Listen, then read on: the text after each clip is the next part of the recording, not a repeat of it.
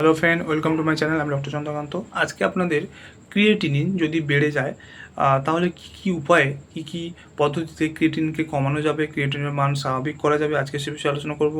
Channel নতুন, চ্যানেলটি subscribe করবেন। চলুন শুরু করা যাক। তো ক্রিয়েটিনের স্বাভাবিক মান কত? ক্রিয়েটিনের স্বাভাবিক মান হচ্ছে 0.7 থেকে 1.3 mg/dl। তো এটা হচ্ছে ক্রিয়েটিনের স্বাভাবিক মান।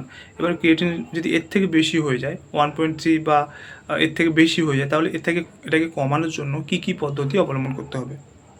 তো প্রথমত প্রোটিন গ্রহণ সীমিত করতে হবে। বিশেষ করে রেড মিট, লাল মাংস, খাসির মাংস, এই সমস্ত কিন্তু ক্রিয়েটিন বাড়ায়, তাই এগুলো কিন্তু খাওয়া কমাতে হবে। প্রোটিনের চাহিদা মেটাতে ডাল, শাকসবজি, শস্য দানা এগুলো বেছে নিন। পর্যাপ্ত পরিমাণে জল পান করতে হবে। বিশেষ করে যদি কারোর হার্টের সমস্যা থাকে বা শরীরে জল জমে, তাহলে কিন্তু ম্যাক্সিমাম 2 লিটার খাবেন।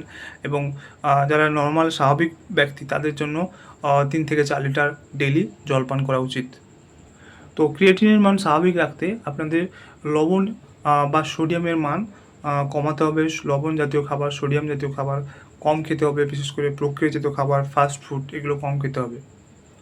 এছাড়াও ফাইবার জাতীয় খাবার বেশি খেতে হবে, যেমন পেয়ারা, শাকসবজি ইত্যাদি।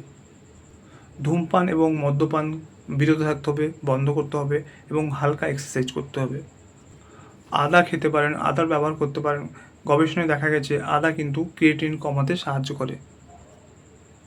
তো এগুলো হচ্ছে হোম রেমেডি। এগুলো যদি করলেও যদি ক্রিয়েটিনিন না কমে, তাহলে কিন্তু ডক্টরের সঙ্গে কনসাল্ট করুন এবং ক্রিয়েটিনিন টেস্ট করুন এবং ডক্টর কনসালটেশন অনুযায়ী মেনে চলুন, তাহলে কিন্তু ক্রিয়েটিনিন কমবে।